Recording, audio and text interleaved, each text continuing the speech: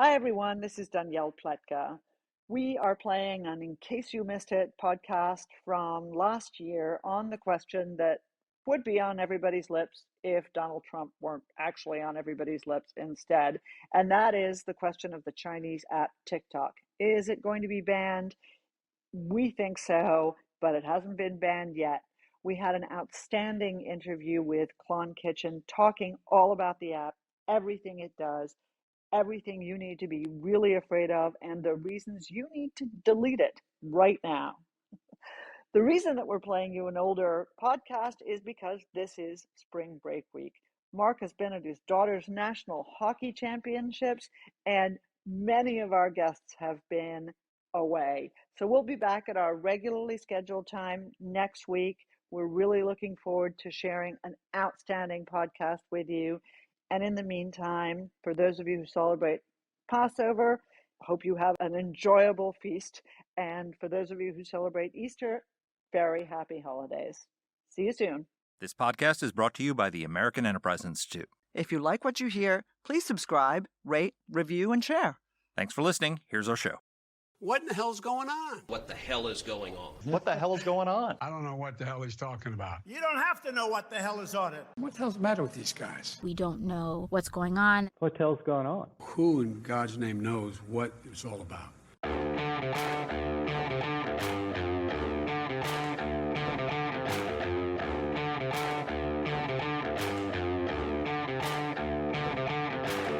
Hi, I'm Danielle Pletka. I'm Mark Thiessen. Welcome to our podcast. What the hell is going on? Mark, what the hell is going on? What the hell is going on is the Chinese Communist Party has infiltrated America through the internet, and they are collecting data on a third of the population. They are following not just what you're buying and what you're watching, they're following your keystrokes on your phone. They are getting all of your passwords, every account you have. They know what you're watching and what you're not watching, whether it's good or not. They know everything your children are doing and saying about you behind your back. And they're doing it through a little app called TikTok, which has infected the lives of most of our children. And this is a influence operation and a spy operation by the Chinese Communist Party that we are readily allowing them to do, welcoming it into our homes, welcoming it into our lives, and the government is doing nothing to protect us against it. How's that? Yeah, that's a pretty big what the hell is going on. Look, this is a clear and present danger. Yeah. If I said to my university class, when you walk out of here today, the U.S. government will know everything you did. Every keystroke, right? Your computers were turned around while I was talking, and you were shopping on whatever website you love, and you were busy, bad-mouthing me or your colleagues or your classmates, or you were figuring out how to cheat on the next test, or you were trying to figure out what lie to tell me because you were going home early for Thanksgiving. Everything, the U.S. government knows all of that. They would, as one, be outraged. Our Congress would, if you presented them with the same information, they would start talking about impeachment. The president knows everything you do. President and his agents know what you looked at on TV last night, what you had for dinner, where you drove when you told your wife you were going to the dry cleaner, what you were watching when you told your wife you were watching old episodes of Friends. Yeah, we know all of that. They would act to impeach the president for that outrage, and yet no one is outraged that the Chinese Communist Party is doing exactly that every single day. No, we're apparently much more outraged by the fact that Elon Musk has taken over Twitter and is now reversing all the censorship on Twitter. It's like if we were going to be outraged about a social media platform and what it was doing to our country, this would not be the one we should be focused on. Exactly. Forget TikTok. Twitter. Focus on TikTok. But we know you're right, because we know that there was such a freak out in the United States over the NSA's terrorist surveillance policies. After 9/11, one of the reasons why the 9/11 attacks actually happened is because we did not have the capability of tracing phone calls between one number and another. And there was a phone call between a terrorist and handlers outside the United States that if we had been able to track that, we could have found out about the 9/11 attack before it happened. And so we created a program in the Bush administration to collect metadata on phone calls, not the content of the phone calls, not the names of the people who are calling, but the numbers between whom, like that. And the libertarian world went absolutely nuts. How can the United States government have this information? This is the rise of totalitarianism in our country. And same people, silent. The Chinese Communist Party collecting far more information in far greater detail, far more than personal. anything the NSA ever collected on American citizens. No, it is amazing. And I think, look, in part, we have compromised over the notion of privacy, and we have different standards, right? I mean, we really do. And the Chinese government has used that in ways that I think that a lot of people fail to understand. And I realize that there's a lot of Gen Z which will say, "You're just trying to ruin our life, you boomers," because I've heard that before, baby. Okay, boomer. But no one says that anymore, Mark. Oh, You're sorry. so uncool. Right. And we're not boomers.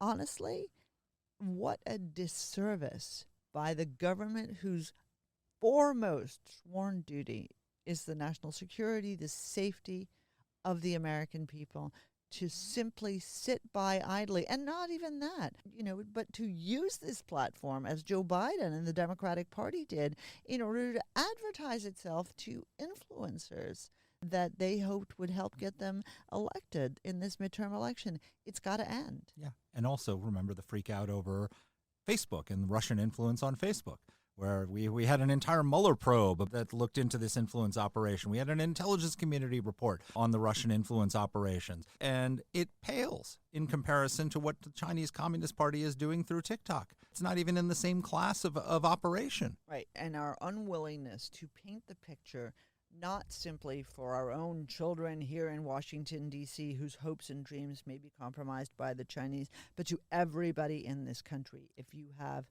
a job that has secret information, if you have a relative in the military, if there's anything you don't want somebody to know, if you were thinking about divorcing your husband or wife, if you were wondering whether your child was actually your child, it doesn't matter how mundane it is. The Chinese government knows it. Are you okay with that? And again, like you said, it's not just for people who want to work in the national security field, because the Chinese are spying on us not just for national security reasons. They're spying on us for economic reasons. They are stealing intellectual property. The Chinese regime is engaged in the greatest intellectual property theft of any country in human history in terms of stealing our secrets, stealing our commercial secrets, and all the rest of it.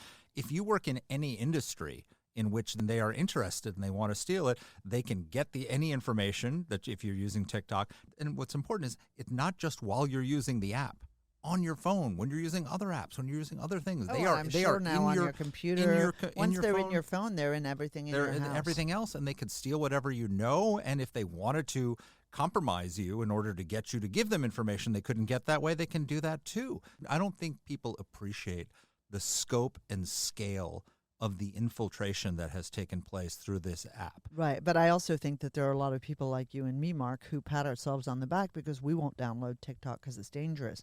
But of course, on our home Wi-Fi system, we have kids who are on TikTok, and it doesn't matter that you're not on, because everything you do is still open to them because your Wi-Fi is compromised, because your system is compromised. I mean, people, just imagine to yourself something you don't want anybody to know. If every one of us on earth has something like that in our lives, whether it's how much you weigh or what naughty things you were thinking and researching or anything else, the Chinese know it. I think that deserves a far more serious national conversation than we are having today. Well, here's the thing. Our kids are going to listen to this podcast and think, yeah, right, Mom. Yeah, right, Dad, right?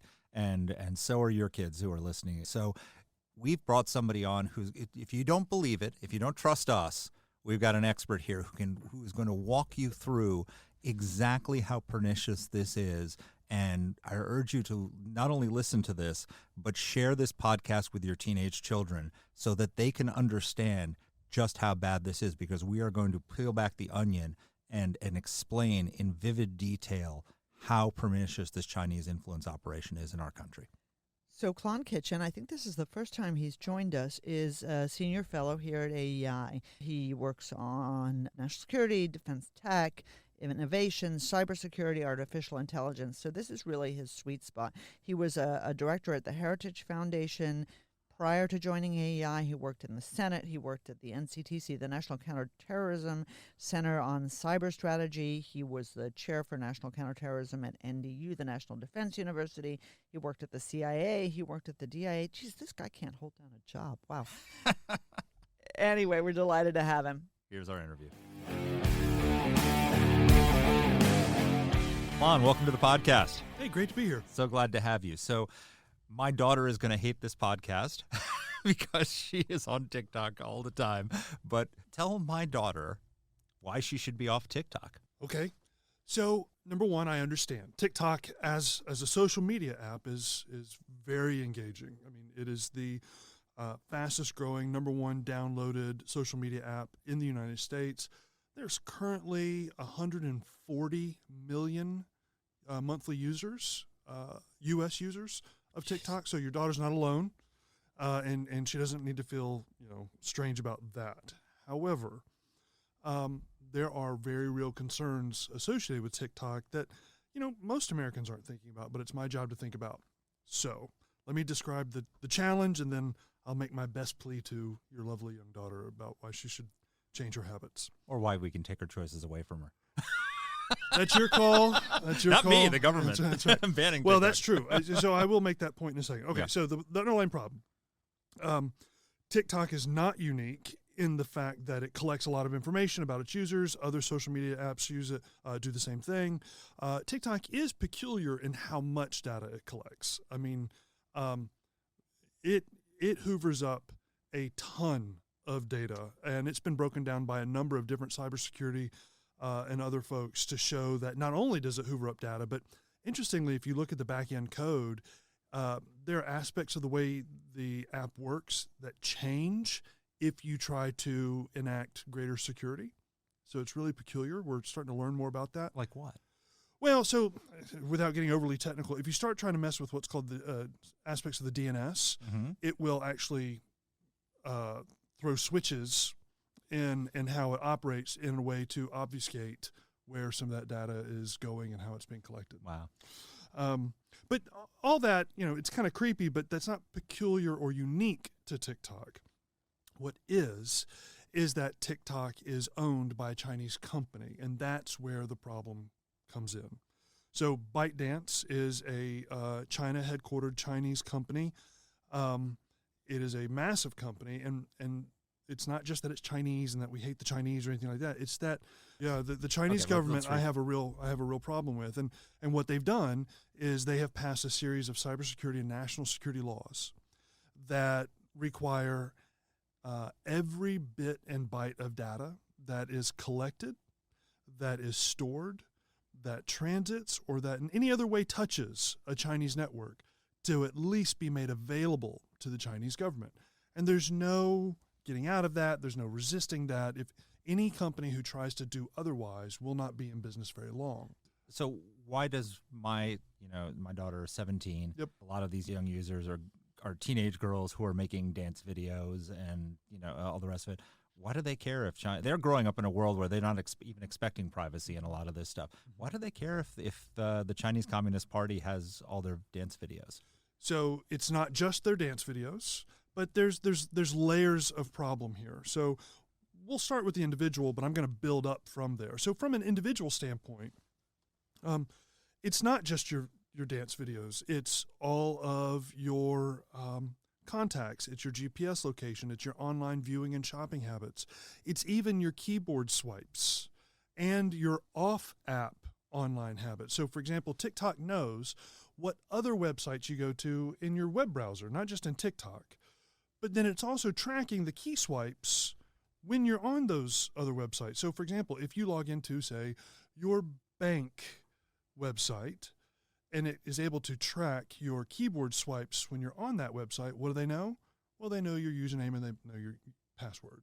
And they know texting content, so they don't actually have to intercept the text. So even if the text itself is end-to-end encrypted, the fact that they are able to monitor keyboard swipes means that they can actually put together the content of a message. So when they're snapping each other, Yeah. TikTok knows everything you're snapping, every Yes. message you're sending, everything you're doing, and the Chinese Communist Party has all that. Precisely. That's amazing. So, but again, that's just the tip of the iceberg, right? There's also the what we call pattern of life knowledge that comes from this. So, for instance, if I just know your GPS, just your GPS, it takes me about 24 hours to figure out where do you live, where do you work, where do you congregate, what's your favorite coffee shop, that kind of thing. Now, again, your daughter may say, well, okay, that's kind of creepy, but who cares? All right. Well, one, you may care one day. And that's a real challenge for you that you may not be thinking about and anticipating in the future.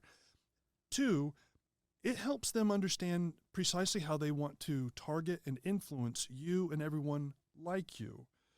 I used to do what we'll call strategic influence when I worked for the government. And if I understood an audience's or a demographics primary source of news and entertainment, well, then I knew what channels to feed my narratives into if I wanted to move that audience, right? We called, when I worked for the government, we called it intelligence. Google calls it programmatic marketing, right? But no one is better at it than what TikTok is pulling together. So that's an example. But then there's, moving beyond the individual, there's what the Chinese government ultimately is able to learn about more than a third of the U.S. population. So they're able to collect this volume, as I said, from approximately 140 million Americans, and that gives them deep insight into how a third of the country thinks, how they operate, what they're economically engaged in, and ultimately how to influence that group. Now, if you can move or shape in some form or fashion a third of the U.S. population, that is a tool that is incredibly attractive to a government that we know engages in strategic influence operations in the West. And we've seen that on everything from Tiananmen Square to, I won't assert that this is being done, but it's the kind of thing that could be done. So we know that the negative effects that social media can have, for example, on your daughter, in terms of young female image, senses of self-worth and image and body and image and all that kind of stuff. Well, again, I don't know that this is happening, but if you wanted to erode American women aged 16 to 24 and make, inflict a type of psychological harm, well, you've got a world-class platform from which to do that. And there are much, much, much more nefarious ways that could be employed. So you are completely right. We've all, over the last couple of decades, basically become inured to this notion of privacy, right? I'm actually perfectly comfortable, right, when I search for something on Google and then it comes up on my Instagram feed, and then if I go and look at Facebook, it comes up there. And I've actually bought things because they've been, because you just see it so many times and you're like, I do actually like that. Right, it works. And even though you're being manipulated, you are reasonably comfortable with it. Ditto for your phone calls, your movements, we are basically all comfortable with leading let's say, a semi-private life, right? Like as if somebody's just peering in your window all the time. But there was a controversy not that long ago about the U.S. government's collection of data that was far less intrusive, far less detailed, and far less specific in the sense that it might have known that someone from Washington, D.C. was making a call to Baghdad, Iraq, but they didn't know what I said. They didn't know what I was doing. And they actually, most of the time, didn't know exactly who I was. And there was mass outrage, right? Oh my God, the NSA is collecting metadata. This is the end. This is the beginning of the fascist state. Why now are we okay with that, with a foreign hostile government doing it, when then we were not okay with it? What's happened? Well, one, I think over the course of time, we've just become dulled. right? I think that's part of it. We've made the trade, and look, I often say we are now living in a world where some of this we're not going to be able to claw back. Going forward, we're all going to be known. It's simply a matter of by who, and we do still have agency on that, right? So I think that one of the points that you raised, Danny, is incredibly important, and it's rooted in a general American ethos that says, look, we have a skepticism of a super-empowered government, and so when we hear and see something like that, it freaks us out, and that's kind of baked into our national character. Our general posture is one where we distrust government and we're okay with corporations. In Europe, it's the exact opposite. In Europe, they actually distrust corporations and they trust the government. So there's just some kind of strategic culture there. But then also, I think, and this brings me back to what I wanted to mention to you, Mark. There's just not a lot of sophistication in U.S. consumers on these national security aspects. And as much as I would like, the normal American to think better about all this, and I think they can and should, at the end of the day, national security is fundamentally the U.S. government's job. We cannot be relying on 140 million Americans all making the same right choice every single time. That's just never going to work. And that's why I think there's plenty of legitimate justification, national security justification, for the U.S. government to take action against TikTok. The underlying rationale that we have used for Huawei and ZTE and a host of other Chinese companies is the exact same rationale that we would use under TikTok. And so I think it's time. I've called publicly multiple times for TikTok to be banned. And as frustrating as that might be to some U.S. consumers, it's not nearly as disruptive and frustrating as it could be one day if this challenge is left unaddressed. Yes. I mean, Danny's point is fascinating because we all accept that corporations collect this information on us. But I think your point, Danny, that you're making is that a few years ago, people were freaking out about our government having metadata about what number called what number in a national security program that was designed to stop another 9/11. But we're perfectly fine with the Chinese government being able to follow our keystrokes and our bank accounts and everything. I mean, this is government to government. And this is our government, our elected government, who's doing this was doing it under a FISA order with supervision and all the rest of it lawfully. And the Chinese government, which is a hostile foreign totalitarian regime, that's following a third of the country's keystrokes. That's what's happening. Yes. And Mark, I think we need to underscore this exactly to the point that you're alluding to here. Not only are they all those bad things, and they're doing all those bad things, but they've lied repeatedly to us about the fact that they don't track Americans, right? That they don't have access to the data that's apparently stored by Oracle in Texas. So I think Mark is asking exactly the right questions here. Walk us through the lies. Yeah, there's numerous of them. One, and they've literally over the last 3 years been almost systematically debunked through just reporting. So they'll say things like the Chinese government has never asked us for access to U.S. persons' information. That's a little bit of rhetorical. We just give it to them. Well, that's what. No, we're just required to build our networks in such a way as where the Chinese government has access. They don't have to ask us, right? So, and then also they'll say, but if they ever did ask us, we would say no. Well, one, by Chinese law, it's actually written into law, they actually have to deny cooperation with the Chinese government. But even so assume that they don't want to lie. The way they massage that is they say, well, we would say no, but that doesn't actually mean that the government wouldn't get it. They would just say no, and then it would continue afoot. So that's one. They would say things. So right now, TikTok is in negotiation with a U.S. agency called the Committee on Foreign Investment in the United States, CFIUS, which is tasked with reviewing foreign acquisitions and operations for any national security concerns. So TikTok is in a negotiation with CFIUS about this, and one of the things that they say is like, okay, we will store all U.S. information in Singapore or maybe in the United States, which they've said previously they already did and they Here's, again, where they're hiding the ball. So storing the information in the United States or in Singapore is all fine and good, but that does nothing in terms of them still granting access to the Chinese government to that information.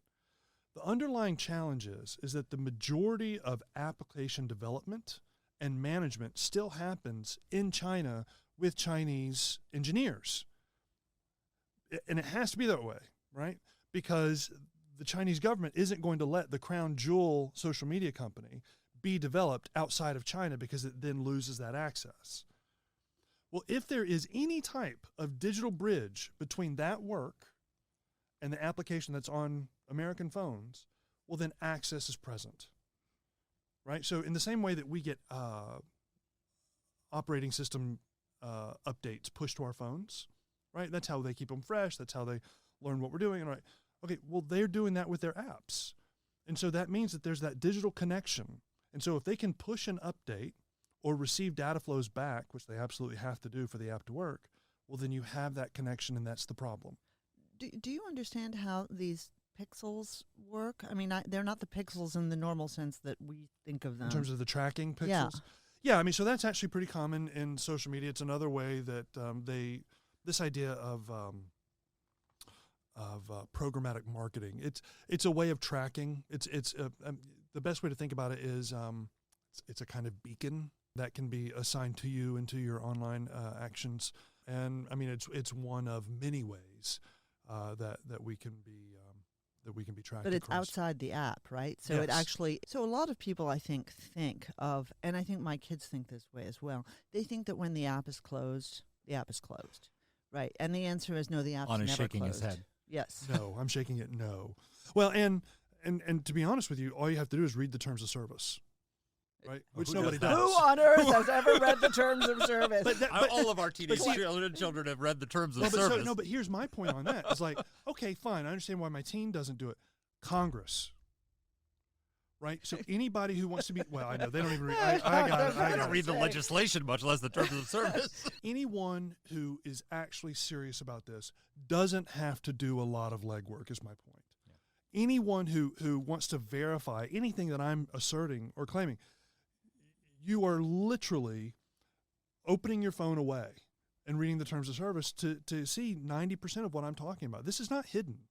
And the laws themselves that I'm referencing are written in English because the Chinese government expects every U.S. company operating in China to abide by those laws, and every Chinese company, including their subsidiaries like TikTok, wherever they operate globally, also have to abide by those laws. Those laws apply what's called extraterritorially. So Tom Cotton said the other day, if you have TikTok on your phone, delete the app and then get rid of your phone. So if you, let's say I prevailed on my daughter to delete the app, is China still tracking her phone?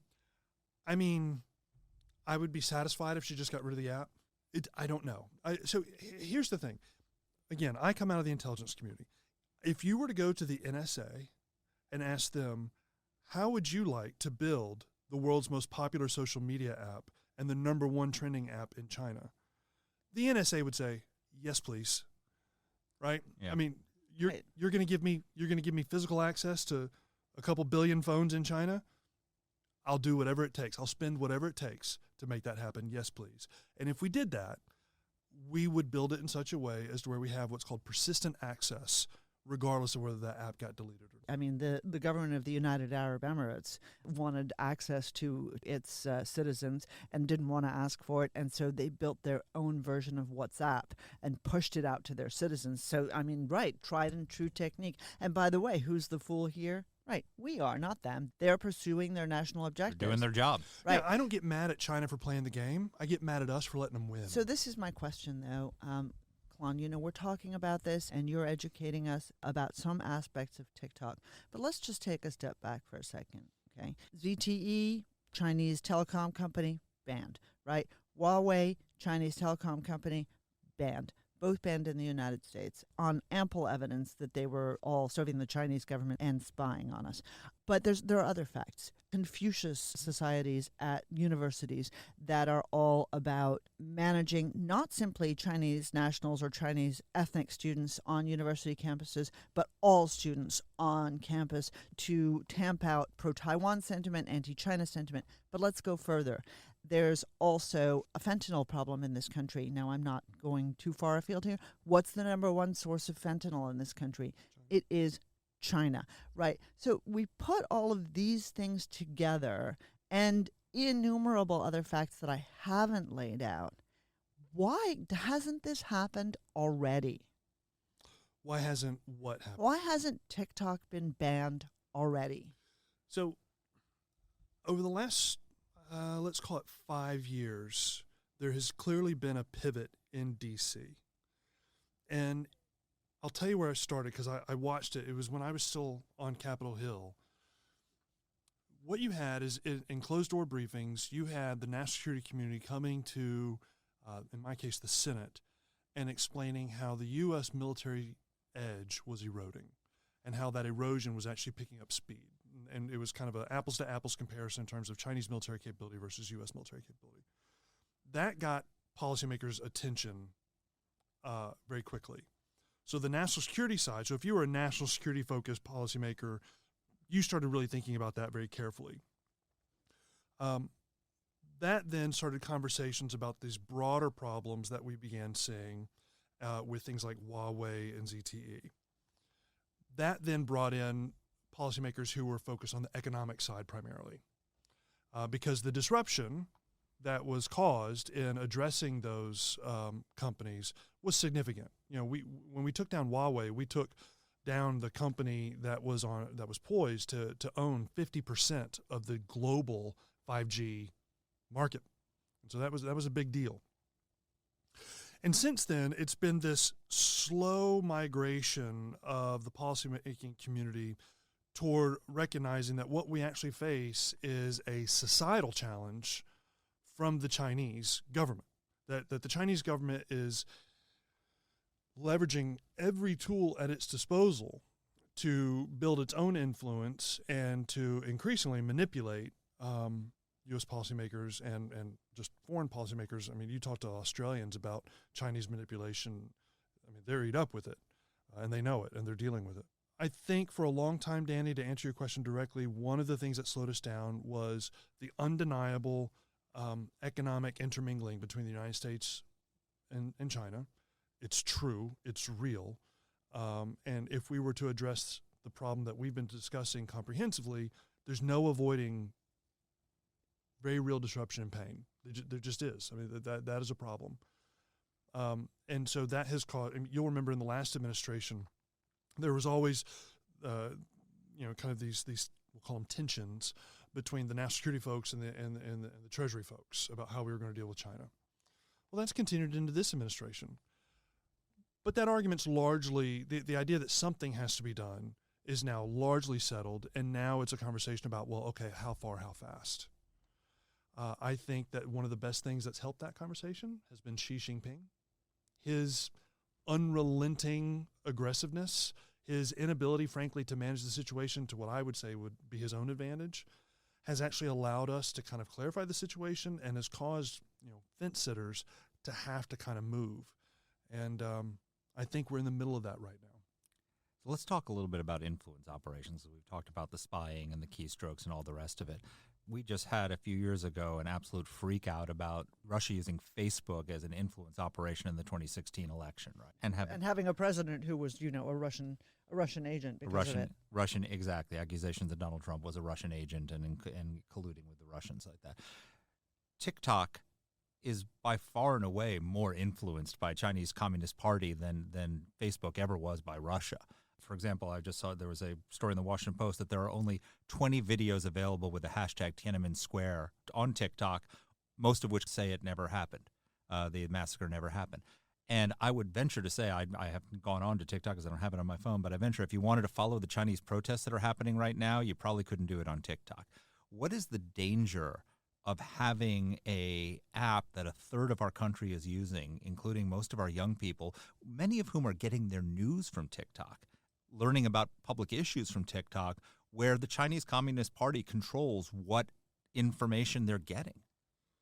I mean, the danger is you being shaped by the Chinese Communist Party. I mean, like what your understanding of the world, the issues that are at stake, how those issues play off of one another, and what you think is actually true or not, is all being, in the case of TikTok, dictated to you by the Chinese Communist Party.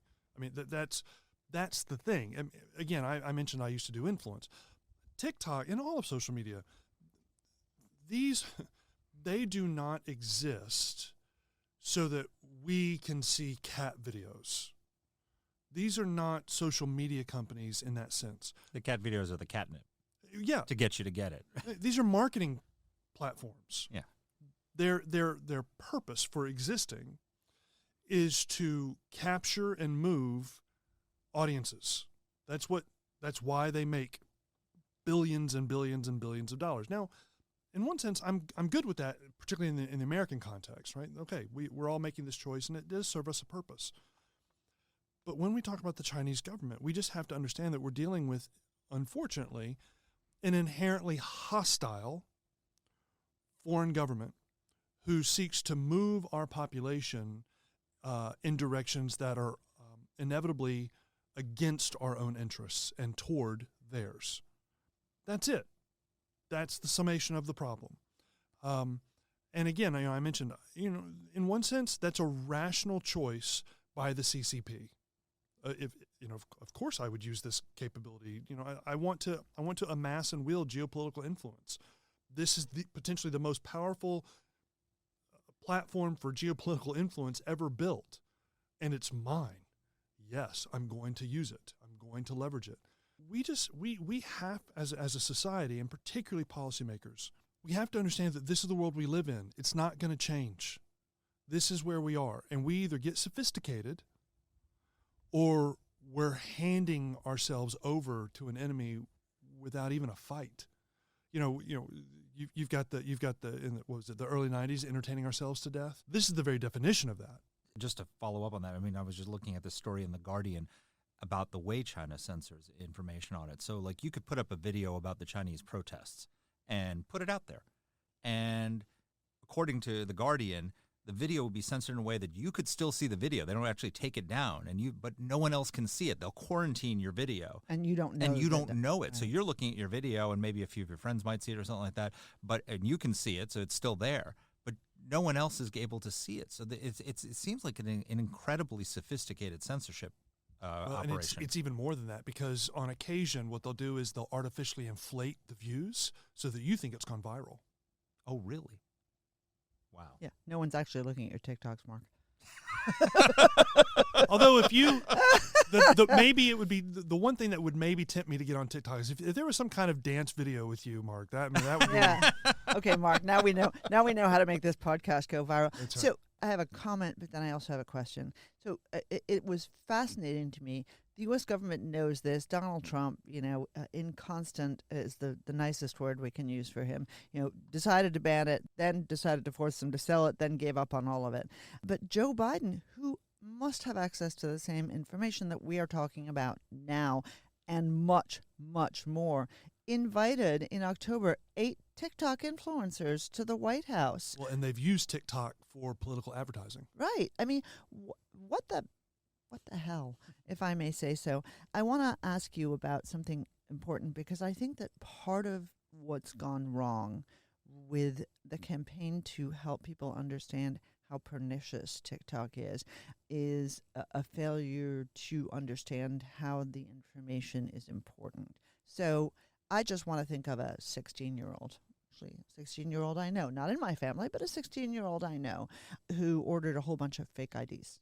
You live in Washington, you're growing up in Washington, you decide you want to be in the military, you decide you want to be in the government, decide you want to work on the Hill, you need a security clearance. Have you ever committed a crime? Well, that's a crime, right?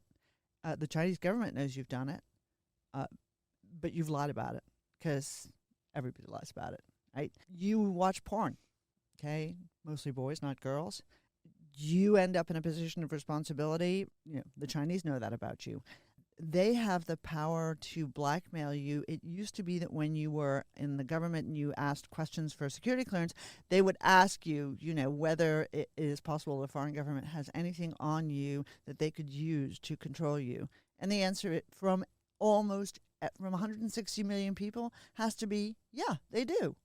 Well, and so what's crazy about it is, so number one, you're absolutely right.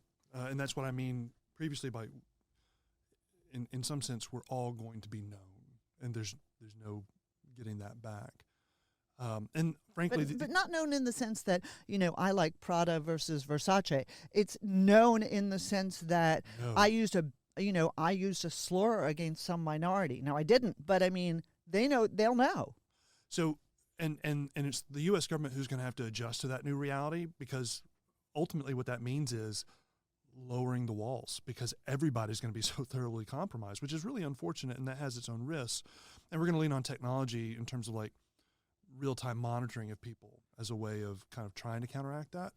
But they're not just going to know everything you know. They're going to know way more than you know about yourself. They're going to understand what we call patterns of life and trends that you're not going to remember. You're not going to have any sense of that, but they are. And not only that, and here's the real national level. So they're going to know that not just about you, but they're going to know that about every individual member of the IC, the intelligence community, which doesn't just give them insight into that community, but it then gives them insight into how to build the perfect spy.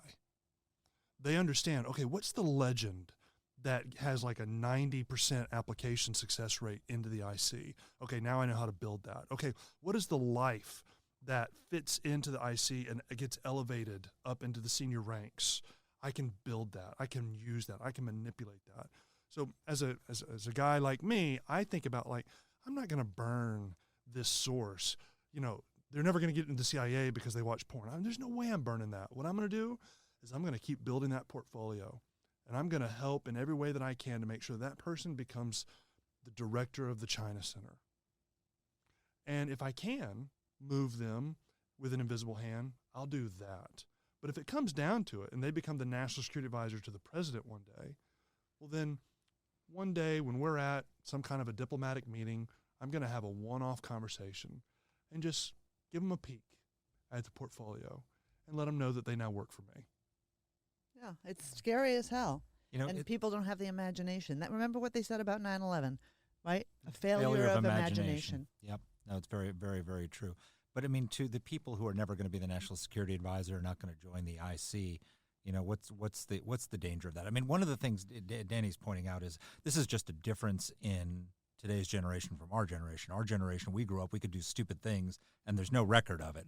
And this generation, everything's being filmed and documented. Thank God for that. And you could lose a job, you can lose because of something stupid you did that somebody else filmed, even when you're 13 or 14 years old. But this is different because not only is that out there in the atmosphere that can be in the cyber ecosystem, but it's at the hands of a foreign adversary, right? Why is that troublesome to somebody who's never going to go into the IC, in the internet intelligence community, or go into national security work? Well, first, anybody who thinks that what I'm describing is hyperbolic, it's not. That's the level of challenge that we're facing. And listen, for Joe America or Jill America, who's not worried about ever becoming a national security advisor, fine, totally understand that. It's still a problem for you if the U.S. national security advisor is compromised, right? Nobody gets away from that, right? That affects you in very real, meaningful ways. Likewise, if, when I talk to policymakers, I'll say this, hey, sir, ma'am, describe a great poll. Like when you get a poll of your constituency that really gets you excited, what does that poll look like? And they'll say something like, like if I get 2,000 respondents or 4,000, if I get 4,000 respondents, maybe 30 questions, I get deep, deep insight into my constituents, and I know what their priorities are, and I know how to engage them. That's an awesome poll. And I say, okay, what do you think the CCP can do with a poll, essentially, of 140 million Americans with more than 3,000 data parameters on each one of them? What level of insight do you think that gives them? They know our country better than we do. Absolutely. And they've stolen most of our defenses and our vaccines and everything else. But it's not, Mark, I think the problem is that if we allow people to think of this as simply a national security problem for people in D.C., then we are doing a disservice. A guy who works at Ford Motor Company has access to copyright information, has access to proprietary data. A guy who works at Lockheed Martin has access to, new stealth technology. They're engaged in intellectual property theft all and over people the place. and people have relatives, and people have points of leverage, and people have relatives in the military. I mean, when you have your finger in every single pie, sure, maybe the guy who works at the ABC and sells booze in Virginia, is not going to be somebody who's important, and he doesn't have to care. But I'd say a lot more people have to care than just the tip of the iceberg in D.C. Well, and this is, in the past, we used to rely on, okay, well then, who could possibly collect and leverage this deluge of data? Well, now we can. Right, that's why things like cloud computing and artificial intelligence are so powerful, because right now the Chinese strategy, even with highly encrypted information, it's collect it now, use it later. They literally are employing a strategy where they're happy to hoover up any information, even if it's encrypted right now, because they have an assumption that, okay, well, one day we're going to be able to crack that through quantum computing or some other capability. And they are playing a informed, long game. Now, I want to be careful. I don't want to build them up to be 10 feet tall and bulletproof. And, some of your listeners, most of your listeners will rightly kind of throw up their hands and say, look, I'm not on TikTok. I'm doing what I can. There's not much I can do more. Fine. But this is where my point about the U.S. government really comes in, is that this is so clearly a concern. This is so completely within the government's constitutional duties to provide for the common defense, that we're now on the line, in my view, of professional negligence if we don't take this action. It's not opaque as to the relationship between the Chinese government and TikTok. It is not opaque in terms of what information is being collected, and it's not opaque about how that can be used against our interests. The time for action is now. And excuses for not taking action have run out. If we were to get into a conflict over Taiwan, how could China operationalize this? There are a number of ways. I mean, they could, if they wanted to, they could shut it down. We would probably, in that kind of conflict, we would probably shut it down. But I mean, if it was left on somehow, at the very, very least, it could be used as a way of propagandizing a third of the country. So the messages that would be transmitted on TikTok about a conflict in Taiwan would be overwhelmingly, they would be decisively shaped by the Chinese Communist Party. They would not be reliable at all. So this is something we need to worry about, not tomorrow, but a few years ago, Before and the war certainly starts. Immediately, if not sooner. Claude, thank you so much. This was awesome. My pleasure. So Danny, here's the thing. So Mark Warner said the other day, and I wanted to read this quote about TikTok. Well, I think Donald Trump was right. I mean, TikTok is an enormous threat. So if you're a parent, you've got a kid on TikTok, I would be very, very concerned. All that data your child is inputting and receiving is being stored somewhere in Beijing.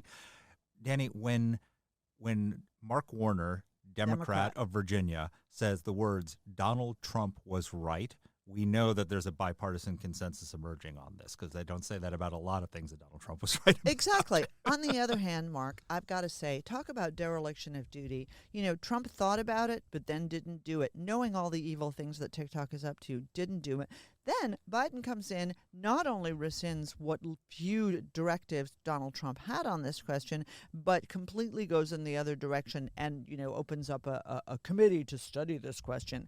It is a dereliction of duty on the part of the executive branch, and if the executive branch is unwilling to act, a dereliction of duty on the part of the Congress that they have not shut this down for once and for all. Well, maybe they will. Maybe it's time. And in the interim, I think we should all be encouraging our kids to get off of TikTok. You know, the reality is, if TikTok ended tomorrow, the world of our teenage children would not end. There are alternatives to TikTok that do the same thing. I know Instagram has Reels, which do the same thing, but they're not as cool. It's like old people look at Instagram Reels, right? I've been told that repeatedly. Yeah, well, you know what? If you didn't have TikTok, you'd make Reels cool, or guess what? Somebody else would come up with something else. We do not need TikTok to have a TikTok-like app. I mean, we're the greatest country in the world, the most innovative country in the world. Why on earth do we have to have the Chinese Communist Party run our social media? Let me put it more starkly, Mark. Yeah. Why on earth would we wish to enslave ourselves to the Chinese Communist Party? Because that's what this is. Yeah. It is a form of ideological and technological slavery that we are engaged in, and they have so much control. The fact that they can use that influence, use that control at a time of their choosing should be something that strikes fear into all of our hearts. I'll tell you one small thing. A friend in Australia who has gotten crosswise with the Chinese government. His friends in China who, have done absolutely nothing wrong have been in prison now for several years. Their health is deteriorating. They'll probably die. And why? Because somebody in Australia got crosswise with the Chinese government, and this is the best way they know how to punish him. Yeah, this is a brutal totalitarian regime. We are the most innovative country in the history of mankind. We can come up with our own TikTok or our own alternative to TikTok that doesn't have tentacles going back to Beijing. There's no reason for us to be using this app. And I think it's time for Congress to ban this thing. It's time for every parent to tell their kids, get this thing off your phone. I don't want this on my home network. I don't want I don't have it on my phone, and I don't want it on my network so they can try to follow my keystrokes.